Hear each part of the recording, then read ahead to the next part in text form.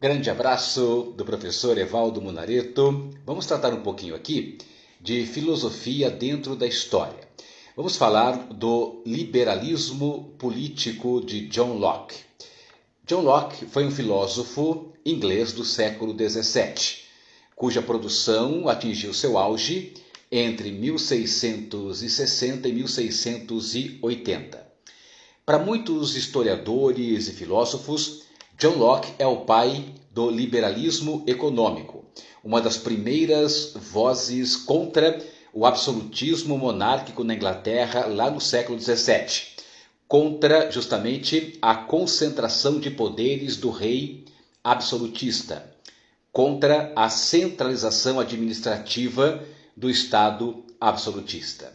Na realidade, John Locke não era contra a monarquia, mas sim era contrário à monarquia absolutista.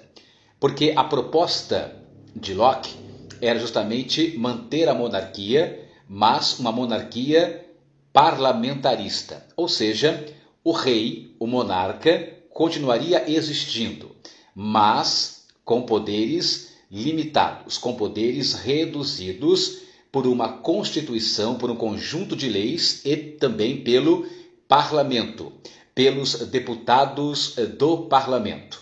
Então, a defesa da monarquia parlamentarista, da limitação dos poderes do rei, era uma das ideias centrais do liberalismo político de John Locke. Inclusive, ele influenciou a própria implantação da monarquia parlamentarista na Inglaterra, lá no final do século XVII, em 1689, na chamada Revolução Gloriosa, que implantou na Inglaterra o regime político que até hoje é vigente naquele país, a monarquia parlamentar. Ou seja, o rei reina, mas o parlamento governa através de um primeiro-ministro.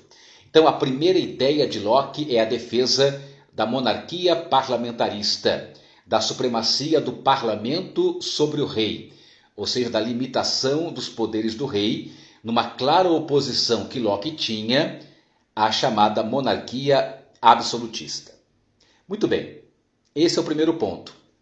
O segundo ponto importante de John Locke era a teoria dos direitos naturais inalienáveis do homem. Para Locke, todos nós, cada ser humano, já nasce dotado de alguns direitos inalienáveis. O que é isso?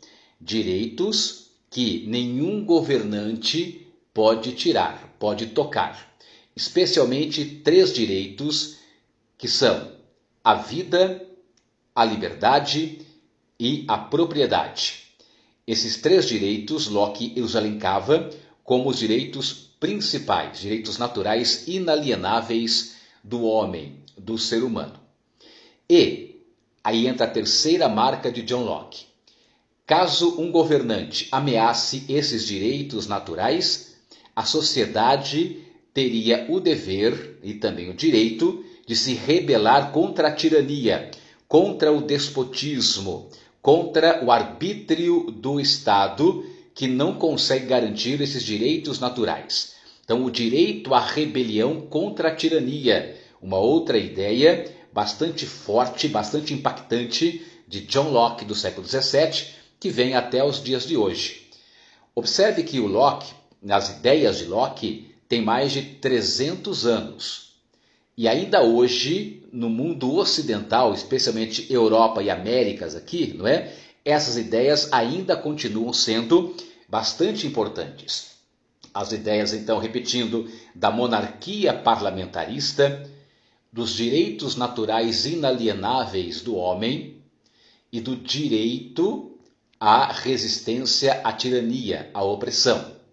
Tanto é que essas ideias de John Locke, especialmente o direito à resistência à tirania, foram utilizadas também nos Estados Unidos, na independência dos Estados Unidos. Lá em 1776, quando as 13 colônias inglesas da América do Norte se rebelaram contra o domínio da Inglaterra. Os colonos americanos de origem britânica se basearam em vários autores, especialmente em John Locke. Então, quando nós vamos estudar liberalismo político no século XVII, as origens do próprio iluminismo, é importante analisarmos a figura desse grande filósofo e pensador inglês chamado John Locke, que para muitos estudiosos é considerado o pai do liberalismo político, cujas ideias reverberam, ecoam, ressoam até os dias de hoje no mundo todo, especialmente no Ocidente, Europa e Américas. Aprofunde John Locke. É um autor seminal, é um autor importante para a compreensão da política, da filosofia atual no Ocidente. Ideias que vêm lá dos anos 1600, lá do século XVII. Mais de 300 anos depois, Locke continua vivíssimo no Ocidente. Abraços pedagógicos.